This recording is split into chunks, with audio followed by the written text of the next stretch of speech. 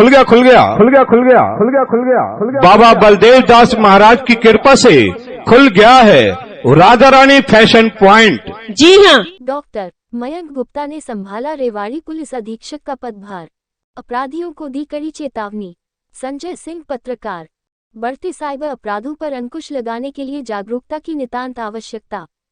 Police और जनता के बीच सामंजस्य से ही लगेगी बढ़ते अपराधों पर रोक। नववर्ष पर हुड़दंग करने वालों पर रहेगी पुलिस की पैनी नजर। पुलिस अधिकारी और कर्मचारी होने चाहिए अपराधों पर अंकुश लगाने में नई तकनीक के माहिर। काम के बढ़ते दबाव और तनाव को कम करने के लिए कर्मचारी नित्य प्रति करें योगा और मेडिटेशन। एंकर 2019 बैच के डॉक्टर मयंक गुप्ता ने रेवाड़ी के पुलिस अधीक्षक का पदभार संभालते हुए सबसे पहले कहा कि बढ़ते साइबर अपराध और अपराधियों पर कैसे अंकुश लगाया जाए और कैसे कानून व्यवस्था को बेहतर बनाया जाए, ऐसा इनका प्रयास रहेगा। उन्होंने पुलिस प्रशासन के साथ जनता से भी अपील की कि अपराधों पर अंकुश लगाना और सभी को सुरक्षा प्रदान करना पुलिस प्रशासन का काम है, लेकिन इसमें जनता का भी सहयोग अपेक्षणीय है। नव वर्ष की पूर्व संध्या पर बेवजह हुड़दंग करने वालों को भी चेतावनी देते हुए कहा कि नववर्ष का स्वागत जरूर करें, लेकिन किसी के लिए परेशानी का सबब न बने। ऐसे हुड़दंगियों पर पुलिस की पैनी नजर रहेगी। डॉक्टर मयंक ज्वाइनिंग के बाद पत्रकारों के सवालों के जवाब दे रहे थे। डॉक्टर मयंक गुप्ता ने बढ़ते साइबर अपराधों पर कहा कि 99% साइबर अपराध ऐसे हैं जिन्हें जागरूकता से कम किया जा सकता है। उन्होंने पुलिस अधिकारियों से भी कहा कि वह जनता की हर शिकायत को प्राथमिकता से सुने और सुलझाए और उनसे सामंजस्य बनाकर काम करें। पुलिस कर्मियों पर बढ़ते काम के दबाव और तनाव को कम करने के लिए भी उन्होंने सुझाव दिया कि अगर किसी पुलिसकर्मी को कोई शिकायत है तो वह निसंकोच बताएं, समाधान किया जाएगा और शरीर व मन की स्वस्थ रखने के लिए मेडिटेशन और योगा जरूर करें।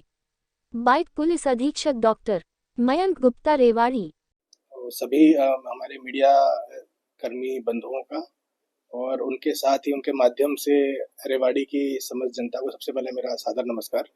तो आज मैंने सुपरिटेंडेंट ऑफ पुलिस से रेवाड़ी के रूप में ज्वाइन किया है। तो ज्वाइनिंग के दिन पे तो मैं यही कहूँगा कि जो कानून व्यवस्था क्या जो जिम्मेदारी है पुलिस के कंधों पे, तो वो सिर्फ पुलिस की नहीं है, सभी की है। तो यहाँ पे रहते हुए मैं सभी के साथ मिलकर सभी के सहयोग से बेहतर बेस्ट कानून व्यवस्था स्थापित करने का प्रयास करें।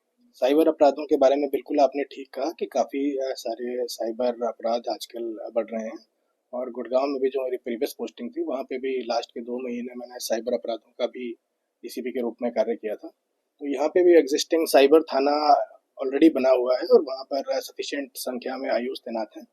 तो हम मुख्य रूप से कार्य करेंगे हमारे आयुष की कैपेसिटी बिल्डिंग पे। मतलब यहाँ पे मेरा फोकस रहेगा कि कैसे ना कैसे जो एग्जिस्टिंग वर्कफोर्स है उनकी जो समझ का स्तर है उसको और बढ़ाया जाए और मैक्सिमम साइबर अपराधियों को गिरफ्तार किया जाए।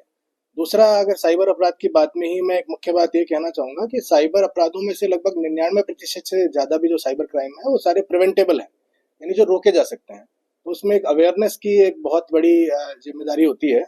तो उस अवेयरनेस से भी हम लोगों को तक जनमानस तक ये बात पहुंचाएंगे कि कौन कौन से प्रकार के साइबर अपराध चल रहे हैं और कैसे उनसे बचा जाए, क्योंकि बच जाएंगे तो वो बहुत ही आसान हो जाएगा।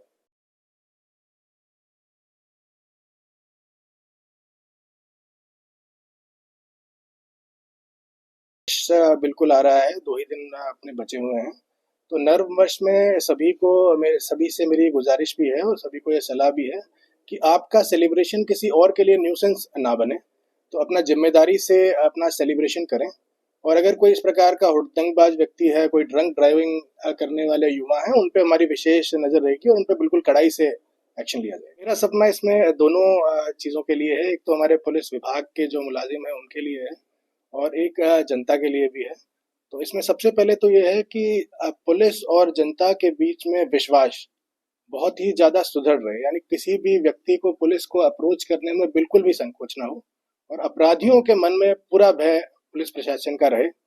यही मेरा विजन है। और साथ ही साथ में कैपेसिटी बिल्डिंग की तरफ, जैसे मैंने पहले भी कहा, स्पेशल फोकस रहेगा कि आज कल हमारा हर जो मुलाजिम है वो नव तकनीक के कारण जो चीज़ें आसान हो गई हैं उनके अंदर पूरा एक्सपर्ट हो और उन चीज़ों को धरातल पर इम्प्लीमेंटेशन हमारा सुदृढ़ता से किया जाए। पुलिस विभाग के वेलफेयर का एक अभिन्न अंग है और इसके लिए हम बहुत सारे तरीके हैं जिनसे पुलिस विभाग में स्ट्रेस को कम किया जा सकता है।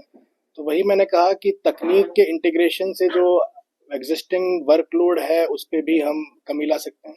साथ में ही योगा, मेडिटेशन जैसी चीजें दिनचर्या में शामिल करके और खेलों के माध्यम से भी स्ट्रेस लेवल को कम किया जा सकता है। साथ ही किसी को अगर विशेष हेल्प की जरूरत है तो उन्हें भी आइडेंटिफाई करके अकॉर्डिंगली एक्शन लिया जाए। प्राणपुरा रोड नजदीक झाबुआ मोड़ बावल में आपकी जरूरतों को पूरा करने के लिए एक ही छत के नीचे खुल गया है Radha Rani fashion point. Radha Rani fashion point पर एक से बढ़कर एक फैंसी डिजाइनों एवं विभिन्न रंगों में सभी